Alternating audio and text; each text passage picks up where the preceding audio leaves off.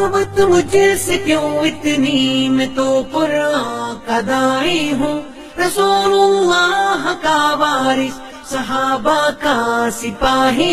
मैंने शादी की रात शौहर को अपने करीब नहीं आने दिया क्योंकि मैं किसी और को प्यार करती थी। मैंने शौहर को बता दिया। वो पेंटू सा था। मेरी बात सुनकर उसके होश उड़ गए और वो कुछ ना बोला और जायनमाज बिछाकर ज़ारो कितार रोने लगा। मुझे उस पर जरा भी तरस ना आया और मैं सो गई। एक दिन उसने मेरे हाथ में कुछ कागजात थमा दिए और कहा, इसको सुबह खोलना। सुबह जब उठी तो वो कागजात देखे तो मेरी जान निकल गई, मेरी चीखें निकल गईं, क्योंकि उसमें अपनी शादी होते ही मैं गांव में 10 घंटे बस का सफर करके पहुंची थी। दुल्हन बने रुखसत होते ही मुझे बस का सफर करना पड़ा। पूरा सफर मैंने खामोशी से किया था। गांव में अपने ससुराली घर पहुंचकर मुझे मेरे कमरे में बिठा दिया गया। मैं एक पढ़ी लिखी BA पास लड़की थी और मेरे वालिदैन ने मेरी मर्जी के खिलाफ मेरी शादी एक गांव के किसान से कर दी। मैं अपनी किस्मत पर फूट फूट कर ना रोती तो और क्या करती। मेरे दिल में कोई उमंग नहीं थी, बस अफसोस था, तकलीफ थी, आंसू थे, गम था। जब मेरा शौहर गुलाम मोहम्मद मेरे कमरे में आया तो मेरे चेहरे पर हद दर्जा नागवारी सी छा गई थी। मैंने उस पर एक उचटती नजर डालकर हटा ली। सफेद शलवार कमीज पहने, उस पर बड़ी बड़ी मूछें, बिल्कुल पेंडू सा लग रहा था। मुस्कुराने से उसकी बत्तीसी पूरी नजर आ रही थी। मेरे पास आकर बैठ गया। कुछ देर मुझे बड़ी महवियत से देखने लगा। मुझे उसका यूं देखना भी बुरा सा लग रहा था। वो मुझे एक आंख नहीं भा रहा था। मुझसे कहने लगा, मैं बहुत खुश नसीब हूँ जो मुझे तुम जैसी प्यारी और पढ़ी लिखी बीवी मिली है। मैंने उसकी बात सुनकर एक तीखी नजर उस पर डाली और कहा, और मैं बहुत बदकिस्मत हूँ जो मुझे एक जाहिल, गवार और पेंडू शौहर मिला है। मेरी बात सुनकर उसके चेहरे की रंगत बदल गई थी। कुछ वो था भी जरा सा सांवला। उसके आगे की 2 दांत भी जरा से बाहर को दिखाई देते थे। वो शायद मुझसे इस किस्म की खरी बात की तवक्को नहीं रखता था। मेरे अंदर तो पहले से जहर सा भरा हुआ था। मेरे माँ बाप ने मेरे लाख मना करने पर भी मेरे खालाजाद से मेरी शादी कर दी, जो गांव में किसान था। वालिदैन का कहना था कि लड़का शरीफ और नेक है, कमाता भी अच्छा है, तुम खुश रहोगी। लेकिन क्या खुशी का दारो मदार अच्छे, नेक और कमाऊ तक होता है? क्या मेरे दिल की खुशी कोई अहमियत नहीं रखती थी?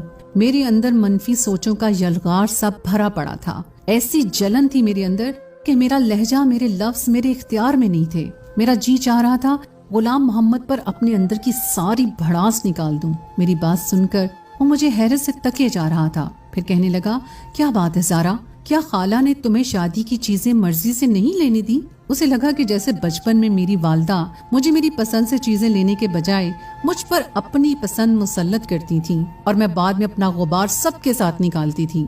अब भी ऐसा ही कुछ हुआ है। मैंने सख्त तेवर अपना लिए। अगर चीजों की होती तो मैं बर्दाश्त कर लेती। पहले जाकर आईने में अपनी शक्ल देखो। क्या तुम इस काबिल हो कि मैं तुम्हारे साथ जिंदगी गुजार सकूं? ना तुम्हारे पास अच्छी शक्ल सूरत है, ना ही आला तालीम। मेरे घर वालों ने मेरी जिंदगी बर्बाद कर दी है। अब बात मेरे ज़ब्त से बाहर की थी। मैं रोने लगी। वो चुप सा हो गया। उसका चेहरा बुझ सा गया था। मैंने रोते हुए कहा कि मैं किसी और से मोहब्बत करती हूँ, मैं तुम्हारे साथ नहीं रह सकती। मेरी ये बात सुनकर वो ताज्जुब से मेरे पास से उठकर खड़ा हो गया। कहने लगा, ज़ारा, ये क्या कह रही हो? होश में तो हो। मैंने कहा, इसमें हैरान होने वाली क्या बात है? जिससे मैं मोहब्बत करती हूँ वो तुमसे 1000 दर्जे अच्छा है, खूबसूरत है, पढ़ा लिखा है। ये सुनकर वो नम आंखें लिए वॉशरूम में चला गया। और ये सच था, मैं एक लड़के की मोहब्बत में मुब्तला थी जिससे मेरी दोस्ती कॉलेज आते जाते बस स्टॉप पर हुई थी। वो यूनिवर्सिटी में पढ़ता था। वहीं से पहले हमारी नजरों का तबादला हुआ। उसके बाद फोन नंबर दिया। बाकी की मोहब्बत फोन पर परवान चढ़ी थी। मैं अब भी अपनी किस्मत को रो रही थी। जब गुलाम मोहम्मद वॉशरूम से बाहर आया, आंखें मुतरम सी थी, चेहरा पानी से गीला था, शायद रो कर बाहर आया था। उसने मुझसे नजरें हटा ली और सामने रखे जाए नमाज को बिछाकर नमाज पढ़ने लगा। नवाफिल के बाद फूट फूट कर रोने लगा। मैं अपने कपड़े तब्दील करने वॉशरूम चली गई। जब मैं सादा लिबास में बाहर आई तो वो जमीन पर चादर बिछाए तकिया रखे लेट चुका था। मैंने भी शुक्र किया था। मैं बेड पर लेट कर सो गई। बहुत से दिन गुजर गए। ना मैंने गुलाम अली से कोई बात की थी, ना ही उसने मुझसे। वो सुबह होते ही खेतों में चला जाता। शाम को थक हार कर पहुंचता। उसके मट्टी और खाद से गंदे कपड़े और चेहरे पर बहते पसीने को देखकर मेरा जी उबने लगता। मैं उसे बड़ी हकारत से देखकर मुंह फेर लेती। मेरे चेहरे की नागवारी भांप कर वो कमरे में चला जाता। नहा धोकर वापस आता। मेरी मजबूरी थी कि सबके सामने मुझे उसके साथ खाना खाना पड़ता था। ہمارے سسرال میں یہ رواج تھا کہ میاں بیوی ایک پلیٹ میں کھانا کھائیں۔ غلام محمد کے ساتھ ایک پلیٹ میں کھانا کھانا بھی مجھے ایک بڑی آزمائش لگتا تھا۔ چند دن تو میں آدھی روٹی کھا کر ہی اٹھ جاتی۔ غلام محمد شاید میری ناگواری سمجھ گیا تھا، میں پیٹ بھر کر کھانا کھا سکوں، اس لیے وہ آدھی روٹی کھا کر اٹھ جاتا۔ مجھے اس سے کوئی غرض نہیں تھی کہ وہ صبح کا گیا شام کو لوٹتا ہے، بھوکا پیاسا گرمی میں اپنا خون پسینہ ایک کر کے واپس لوٹتا ہے، اور روٹی بھی اسے پیٹ کی نصیب نہیں ہوتی۔ مجھے تو بس اپنی ادھوری رہ جانے والی خواہشات پر ہر وقت قلق رہنے لگا تھا۔ مجھے بار بار اظہر کا خیال آنے لگا۔ میرے پاس جو فون تھا وہ بھی میری والدہ نے واپس لے لیا تھا، اور یہاں بہو بیٹیوں کو فون رکھنے کا رواج نہیں تھا۔ جب مجھ سے رہا نہیں گیا تو میں سارے لحاظ ترک کر کے غلام محمد سے میں نے کہا کہ وہ مجھے اپنا فون دے، مجھے اظہر سے بات کرنی ہے۔ میری بات سن کر وہ مجھے تعجب سے دیکھنے لگا، لیکن میری بے شرمی عروج پر تھی۔ میں نے اس کے ہاتھ سے فون چھین کر اظہر کا نمبر ملایا اور بات چیت شروع کر دی۔ اظہر بھی میری وجہ سے بے حد پریشان تھا۔ میں نے اسے رو رو کر خود پر ہونے والی زیادتی کا ذکر کیا جو میرے والدین نے مجھ پر کی تھی۔ غلام محمد کی موجودگی کا بھی مجھے کوئی پاس نہ تھا۔ وہ خاموشی سے چادر زمین پر بچھائے لیٹ گیا۔ میں کافی دیر اظہر سے بات کرتی رہی، پھر تو میں نے تماشا ہی پکڑ لیا۔ روز میں غلام محمد سے فون لیتی اور اظہر سے باتیں کرتی۔ اظہر مجھے اب بھی اپنانے کو تیار تھا۔ ایک بار فون کے سگنل بار بار ڈراپ ہو رہے تھے۔ غلام محمد سو چکا تھا۔ میں کمرے سے نکل کر صحن میں آ گئی تاکہ میں اظہر سے بات کر سکوں۔ صحن میں ہمارے گھر کوئی نہیں سوتا تھا، سب اپنے کمرے میں ہی تھے۔ میں صحن میں کھڑی ہو کر اظہر سے بات کرنے لگی، لیکن یکدم مجھ سے کسی نے فون چھین لیا۔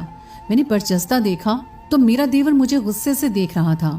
کہنے لگا، بے شرم عورت، تم نے کیا غیرت بیچ کھائی ہے؟ شوہر کے ہوتے ہوئے یار پال رکھے ہیں۔ نہ جانے وہ کب سے میری باتیں سن رہا تھا۔ وہ جس قدر بلند لہجے میں بول رہا تھا، آہستہ آہستہ سب لوگ صحن میں جمع ہو چکے تھے۔ غلام محمد بھی آنکھیں ملتا ہوا صحن میں آ گیا۔ کیا بات ہے، تم نے کیا شور مچا رکھا ہے؟ غلام محمد نے میرے دیور کو سخت لہجے میں کہا۔ میرے دیور نے سب کے سامنے میری پول کھول دی۔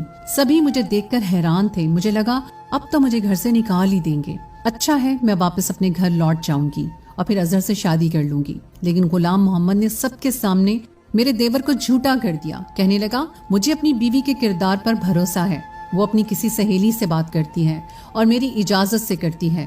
خبردار جو کسی نے میری بیوی پر شک کیا یا اس کے پاکیزہ کردار پر انگلی بھی اٹھائی تو۔ چند جملوں میں ہی سب کو وہ سمجھا چکا تھا۔ بات وہیں ختم ہو گئی، لیکن مجھے اس پر اور بھی غصہ آنے لگا۔ میں کمرے میں آ کر اس سے جھگڑنے لگی۔ میں نے کہا، تم ہوتی کون ہو میرے بارے میں یہ کہنے والے؟ اچھا خاصا میرا رستہ صاف ہو رہا تھا، تم اپنے بھائی کی بات پر اعتبار کر کے مجھ پر الزام لگا کر مجھے نکال سکتے تھے۔ تم جانتے ہو کہ میں کس سے بات کرتی ہوں۔ میں یہاں سے واپس چلی جاتی، میرے ماں باپ کو مجبوراً میری شادی اظہر سے کروانی پڑتی، لیکن تمہاری ان باتوں نے میری راہیں بند کر دی۔ تم میرا پیچھا چھوڑ کیوں نہیں دیتے؟ میری بات اس نے خاموشی سے سنی۔ میں غصے سے اسے کہہ رہی تھی۔ وہ کہنے لگا کہ اگر تم میرے ساتھ نہیں رہنا چاہتی تب بھی میں تمہارے کردار پر غلط بات برداشت نہیں کر سکتا۔ تمہاری اور تمہارے ماں باپ کی عزت میری عزت ہے۔ میں سارے الزام خود پر لے کر تمہیں چھوڑ دوں گا تاکہ تم پر کوئی انگلی نہ اٹھا سکے۔ 2-3 دن میں تمہیں خود شہر لے کر جاؤں گا۔ اگر وہ لڑکا تمہیں عزت سے اپنانے کو تیار ہے، میں خود پر الزام لے کر تمہیں خالہ کے گھر چھوڑ دوں گا اور بعد میں طلاق بھی بھجوا دوں گا۔ غلام محمد کی بات سن کر پہلی بار میں لاجواب ہوئی تھی۔ وہ کم تعلیم یافتہ تھا، ان پڑھ تھا، بالکل انگوٹھا چھاپ تھا، لیکن عزت غیرت کا مطلب اچھی طرح سے جانتا تھا۔ نہ جانے کیوں میرے دل میں اس کے لیے جذبات کچھ بدلنے لگے تھے، لیکن میں نے اپنے آپ کو جھٹکا اور اظہر کو ساری بات بتا دی۔ وہ تو سن کر خوش ہو گیا، کہنے لگا، تم شہر میں آ جاؤ اور اپنے کزن سے طلاق لے لو، ہم پہلے کورٹ میرج کریں گے، تم میرے پاس ہی رہنا، بعد میں تمہارے ماں باپ ہمیں اپنانے کے لیے مجبور ہو جائیں گے۔ میں نے حامی بھر لی۔ چند دن بعد ہی میں غلام محمد کے ساتھ چلی گئی۔ اظہر کے بتائے ہوئے پتے پر پہنچ کر میں نے غلام محمد سے کہا کہ اب تم جاؤ، مجھے طلاق بھی دے دو، اس کے بعد تمہارا مجھ سے کوئی واسطہ نہیں، میں اظہر سے نکاح کر لوں گی۔ وہ کہنے لگا، میں تمہارے لیے طلاق کے غلیظ لفظوں کو منہ پر نہیں بول سکتا، میرا ضمیر اس بات کی اجازت نہیں دیتا۔ ہاں، میں کاغذی کاروائی کر دوں گا، کل تک اسی پتے میں تمہیں طلاق بھی دوں گا۔ یہ کہہ کر وہ چلا گیا۔ میں نے دروازہ کھٹکھٹایا، دروازہ اظہر نے ہی کھولا تھا۔ مجھے دیکھ کر مسکرانے لگا۔ میں گھر داخل ہو گئی، لیکن گھر میں اس کے گھر والے نظر نہیں آ رہے تھے، حالانکہ وہ مجھ سے کہہ رہا تھا وہ میرے بارے میں سب کچھ اپنے گھر والوں کو بتا چکا ہے۔ میں نے خالی صحن دیکھ کر پوچھا کہ تمہارے گھر والے کہاں ہیں؟ کہنے لگا، اندر آؤ، بتاتا ہوں۔ میں اس کی ہمراہی میں ہی اندر کمرے تک گئی۔ کمرے میں 2 مرد اور موجود تھے، مجھے دیکھ کر کمینگی سی ہنسی ہنسنے لگے۔ ان میں سے ایک نے کہا، مال تو اچھا ہے، اس کی قیمت میں تمہیں 3 لاکھ دوں گا۔ یہ سن کر تو میرے ہوش اڑ گئے۔ اظہر میری سودے بازی کر رہا تھا، میں تو چکر کھا کر رہ گئی۔ اس سے پہلے کہ وہ مجھے کمرے کے اندر دھکیل کر کمرہ بند کرتا، میں نے بر وقت اپنا دماغ چلایا اور اظہر کو دھکا دے کر بھاگ کر مین گیٹ سے باہر نکل گئی۔ وہ تینوں میرا پیچھا کرنے لگے۔ غلام محمد ابھی اتنی دور نہیں گیا تھا۔ اسے دیکھ کر میں اسے پکارنے لگی۔ اس نے پلٹ کر مجھے دیکھا۔ میں بھاگتے ہوئے اس کے پاس پہنچی تھی۔ میرے پیچھے اس وقت 3 مرد بھاگ رہے تھے۔ رات کا اندھیرا چھا گیا تھا۔ وہ جگہ بھی سنسان تھی جہاں اظہر نے ہمیں بلایا تھا۔ میں ڈری سہمی غلام محمد کے پیچھے جا چھپی۔ وہ تینوں مرد ہم تک پہنچ گئے تھے۔ غلام محمد سے کہنے لگے، اس لڑکی کو ہمارے حوالے کر دو ورنہ تمہیں جان سے مار دیں گے۔ اس نے جواب دینے کے بجائے انہیں مارنا شروع کر دیا۔ بدلے میں وہ لوگ بھی غلام محمد کو مارنے لگے۔ ایک شور سا مچ گیا۔ کچھ دیر میں لوگوں کا ہجوم سا لگ گیا۔ خدا کی کرنی یہ ہوئی کہ وہاں سے پولیس موبائل گزر رہی تھی۔ پولیس کو دیکھ کر وہ لوگ بھاگنے کی کوشش کرنے لگے لیکن پکڑے جا چکے تھے۔ پولیس کب سے ان کی تلاش میں تھی۔ وہ لوگ لڑکیوں کو اپنی محبت کے جال میں پھنسا کر آگے بیچ دیتے تھے۔ اللہ نے مجھے بچا لیا تھا۔ غلام محمد کے ہونٹوں کے پاس زخم ہو چکا تھا۔ پہلی بار مجھے اس کے زخم کو دیکھ کر دکھ ہوا تھا۔ وہ مجھے خاموشی سے بس اسٹاپ تک لے گیا۔ میں اس کے سامنے نظریں اٹھانے کے قابل نہیں رہی تھی۔ وہ ان پڑھ ہو کر بھی باظرف نکلا تھا۔ مجھے اپنا آپ اس کے سامنے چھوٹا سا لگنے لگا۔ وہ مجھ سے پوچھنے لگا کہ زارا کہاں جانا چاہتی ہو؟ اپنے والدین کے پاس؟ میں نے کہا، مجھے آپ کے ساتھ جانا ہے۔ میری بات سن کر اس نے مجھے بڑی حیرت سے دیکھا تھا۔ میں اس کے ظرف کے سامنے ریزہ ریزہ سی ہو کر رہ گئی تھی۔ میرے ماں باپ نے میرے لیے ہیرا چنا تھا، بس میں ہی اپنی کم عقلی سے کانچ کی چمک دیکھ کر اپنے ہاتھ زخمی کرنے چلی تھی، لیکن بر وقت بچ گئی۔ غلام محمد نے مجھ سے دوسرا کوئی سوال نہیں پوچھا اور مجھے گاؤں لے گیا۔ میں نے غلام محمد کا زخم دیکھ کر فکر مندی سے پوچھا کہ غلام محمد تمہیں ہوا کیا ہے؟ وہ کہنے لگا، بس سے اترتے ہوئے گر گیا تھا، اس لیے چوٹ لگ گئی۔ میں اپنے اندر بہت شرمندہ سی ہو کر رہ گئی تھی۔ میں نے اپنے شوہر کا بظاہر دیکھ کر اسے کیا کچھ نہیں سنایا تھا، لیکن اس نے میرے ساتھ اب تک بھلائی ہی کی تھی۔ 2 دن تو میں اسے نظر نہیں ملا پائی، اپنے اندر خود کو لعنت ملامت کرتی رہی۔ وہ اب بھی آدھی روٹی کھا کر میرے پاس سے اٹھنے لگا تو میں نے اسے روک لیا۔ میں نے کہا، آپ کھانا ٹھیک سے کیوں نہیں کھاتے؟ روز آدھی روٹی کھا کر اٹھ جاتے ہو۔ میری بات پر غلام محمد نے مجھے حیرت سے دیکھا تھا، پھر اٹھ کر نہیں گیا، چپ چاپ کھانا کھانے لگا۔ اب میں خیال رکھنے لگی تھی، اندر سے تو میں ٹوٹ چکی تھی، اس لیے اپنے شوہر کے سامنے جھک کر اپنی غلطی کا اعتراف کرنا مجھے مشکل لگ رہا تھا۔ میں چاہتی تھی کہ وہ مجھے خود سے معاف کر دے، لیکن وہ چپ تھا۔ رات کو دیر کمرے میں آتا اور زمین پر چادر بچھا کر لیٹ جاتا۔ ایک دن میں نے اپنی ساری ہمت مجتمع کر کے اس کے سامنے بیٹھ گئی۔ میں نے کہا، غلام محمد مجھے معاف کر دیں، میں نے آپ کو سمجھنے میں غلطی کر دی۔ ہیرا چھوڑ کر میں کانچ کا سودا کرنے چلی تھی۔ میں روتے ہوئے اپنی غلطی کا اعتراف کر رہی تھی، لیکن وہ اب بھی خاموش تھا، کچھ نہیں بولا، نہ ہی مجھے چپ کروایا۔ اپنا تکیہ اٹھا کر زمین پر سونے لگا۔ میں نے کہا، آپ کی جگہ یہاں نہیں ہے، آپ اوپر سو جائیں۔ میں جانتی ہوں کہ میری غلطی چھوٹی نہیں ہے، بہت بڑی ہے۔ میں نے آپ کا بہت دل دکھایا ہے، لیکن آپ نے ابھی تک اپنا اعلیٰ ظرف ہی مجھے دکھایا ہے۔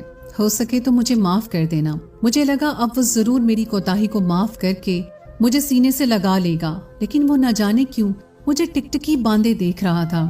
اس کی چپ مجھ سے صحیح نہیں جا رہی تھی۔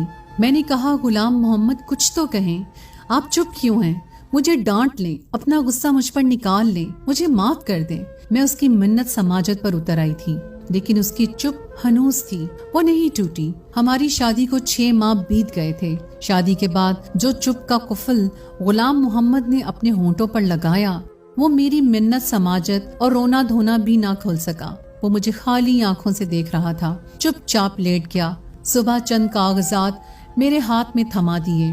مجھ پر تو گویا آسمان گر پڑا تھا۔ میں تڑپ تڑپ کر رونے لگی، کہنے لگی، غلام محمد مجھے طلاق مت دو۔ میں اس کے سامنے رونے بلکنے لگی، کہنے لگا، تم پڑھی لکھی ہو، اسے پڑھ کر سائن کر دینا۔ یہ کہہ کر کمرے سے باہر نکل گیا۔ مجھے نہیں معلوم تھا کہ مرد کے دل سے اتر جانے کے بعد عورت اپنی غلطی پر جتنی چاہے معافی مانگ لے، اسے وہ عزت پھر سے نہیں ملتی، یا شاید مرد سب کچھ سہ لیتا ہے، بس دوسرا مرد برداشت نہیں کر سکتا۔ میں وہ کاغذات کو ہاتھ میں لے کر پھوٹ پھوٹ کر روتی رہی۔ میری اتنی ہمت نہ ہوئی وہ کاغذ پڑھوں۔ میں نے سوچ لیا تھا کہ رات کو غلام محمد کے پاؤں پڑھ کر معافی مانگ لوں گی، لیکن طلاق نہیں لوں گی۔ رات کو جب وہ کمرے میں آیا تو میں اس کے پاؤں میں بیٹھ گئی، گڑ گڑا کر اس سے معافی مانگنے لگی۔ اس نے مجھے دونوں بازوؤں سے پکڑ کر کھڑا کیا، کہنے لگا تم کاغذ پڑھ لیتی تو یوں نہ روتی، وہ طلاق نامہ نہیں ہے۔ پھر دراز سے نکال کر مجھے کاغذ پکڑا دیے۔ میں نے آنسو پہنچ کر جب کاغذ دیکھے تو وہ زمین کے کاغذات تھے جہاں وہ ہل چلاتا تھا۔ اپنے حصے کی ساری زمین وہ میرے نام کر رہا تھا۔ میں نے حیرت بھری نظروں سے دیکھا کہ وہ اپنا سب کچھ مجھے کیوں سونپ رہا ہے۔ میں نے کہا غلام محمد یہ سب میرے نام کیوں کر رہے ہیں؟ کہنے لگا اس لیے کہ تم میری بیوی ہو، میں کل شہر جا رہا ہوں، کچھ دن کے بعد لوٹوں گا۔ غلام محمد نے میرے لاکھ منع کرنے پر مجھے سائن کروا لیے۔ اگلے روز وہ شہر چلا گیا۔ 4 دن میں نے بڑی بے صبری سے اس کا انتظار کیا تھا۔ وہ واپس تو آیا لیکن گھر میں کوہرام سمجھ گیا تھا۔ شہر سے غلام محمد کی میت گاؤں آئی تھی۔ میری تو دنیا ہی اجڑ گئی تھی۔ اس کا ایک شہری دوست اس کی میت لے کر آیا تھا۔ اسی نے بتایا کہ پچھلے 2 ماہ پہلے ہی غلام محمد کو معلوم ہوا کہ اسے کینسر ہے، وہ زیادہ دن نہیں بچ سکے گا۔ نہ جانے پچھلے 6 ماہ سے کون سا عمل اسے کھائے جا رہا تھا جس کا نتیجہ اس کی جان ہی لے گیا۔ مجھ پر تو غشی کے دورے پڑنے لگے تھے۔ 2 دن بعد میں نے کچھ ہوش سنبھالا تو ایک خط مجھے میری ساس نے دیا، کہنے لگی زارا یہ غلام محمد کے دوست نے دیا ہے، کہہ رہا تھا غلام محمد نے تمہارے نام بھیجا ہے۔ یہ سن کر مجھے حیرت کا جھٹکا لگا تھا۔ میں نے اپنی ساس سے کہا کہ خالہ غلام محمد تو ان پڑھ تھا، پھر خط کیسے لکھا؟ اس نے کہا، اس پر خالہ نے مجھے تعجب سے دیکھا اور کہا تمہیں کس نے کہا کہ غلام محمد ان پڑھ تھا؟ اس نے 10 جماعتیں گاؤں کے اسکول سے پاس کی تھیں اور 14 جماعتیں پرائیویٹ پڑھی تھیں، ساتھ ہی ساتھ اپنے باپ کا بازو بھی بنا رہا۔ میں تو سن کر دنگ رہ گئی تھی۔ میں شادی سے پہلے کبھی گاؤں نہیں آئی تھی، مجھے لگا خالہ کے سب بچے ان پڑھ ہی ہوں گے۔ خالہ کہنے لگی تمہیں غلام محمد بچپن سے چاہتا تھا، کہتا تھا اماں زارا تعلیم حاصل کر رہی ہے اس لیے مجھے بھی آگے پڑھنا ہے، کل کو جب وہ میری بیوی بنے تو اسے لوگوں کے سامنے یہ شرمندگی نہ اٹھانی پڑے کہ اس کا شوہر ان پڑھ ہے، جاہل ہے اور گوار ہے۔ مجھ پر یہ انکشافات کسی ہتھوڑے کی طرح سے لگ رہے تھے۔ آج تک مجھے غلام محمد نے یہ نہیں بتایا تھا کہ وہ بھی پڑھا لکھا ہے۔ میں نے وہ خط لیا اور کھول کر پڑھنے لگی۔ زارا میں نے آج تک تمہیں نہیں بتایا کہ میں تعلیم یافتہ ہوں، کیونکہ تعلیم حاصل کرنا ہر شہری کا حق ہے اور ضروری بھی۔ پھر ان باتوں کو سب کے سامنے جتایا جائے کوئی ضروری تو نہیں ہوتا۔ میں نے جب سے ہوش سنبھالی اپنی ماں کو یہی کہتے سنا کہ وہ تمہیں اپنی بہو بنانا چاہتی ہیں، اس لیے میرے دل میں تمہاری محبت کی کونپل بچپن سے ہی پھوٹنے لگی تھی۔ جیسے جیسے میری عمر بڑھتی رہی میری محبت بھی پروان چڑھتی رہی۔ کب میری محبت ایک تناور درخت کی طرح میرے وجود میں اپنی جڑیں پکڑ چکی تھی مجھے اندازہ ہی نہیں ہوا۔ مجھے جب بھی اماں یہ کہتی زارا پڑھ رہی ہے تو مجھے بھی پڑھائی کا شوق ہونے لگا۔ جب وہ یہ کہتی زارا کو کھانے میں یہ پسند ہے، مجھے وہی چیز کھانے میں اچھی لگنے لگی۔ میں شاید غلطی سے تم سے عشق کر بیٹھا تھا زارا، اس لیے شادی کی رات تمہارے منہ سے سب باتیں سن کر مجھ سے برداشت ہی نہیں ہوا۔ میں نے آج تک کبھی آنسو نہیں بہائے تھے، رونا تو بہت دور کی بات ہے، ہر حالات کا ڈٹ کر مقابلہ کیا تھا، لیکن اس دن تو میں ٹوٹ کر ہی رہ گیا تھا۔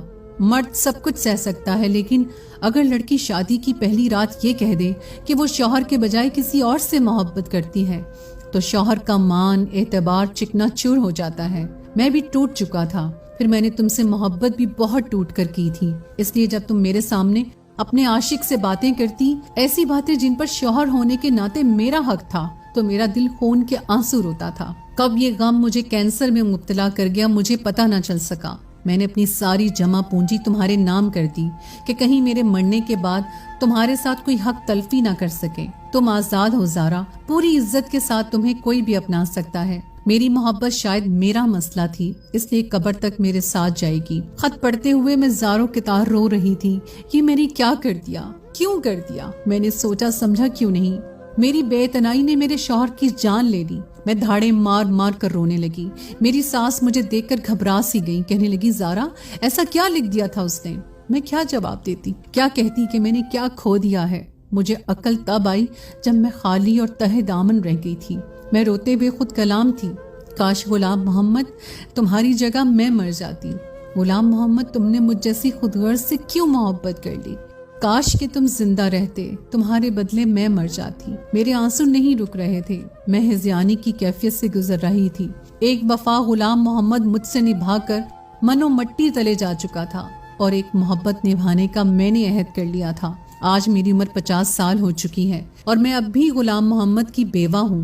میں نے اپنے شوہر سے محبت اس کے مرنے کے بعد کی تھی، جو اس عمر میں پہنچ کر ایک تناور درخت کی شکل اختیار کر چکی ہے۔ اس کی محبت کی جڑیں مجھے اندر مضبوطی سے جڑیں پکڑ چکی ہیں۔ میں بیمار رہنے لگی ہوں۔ مجھے اب بھی یہی لگتا ہے غلام محمد کو مرے ہوئے بس چند گھنٹے ہی ہوئے ہیں۔ ابھی میں نے اس کا خط پڑھ کر رکھا ہے۔ میرے لیے میرے اندر کی دنیا تھک سی گئی ہے۔ میرا زخم آج بھی ہرا ہے۔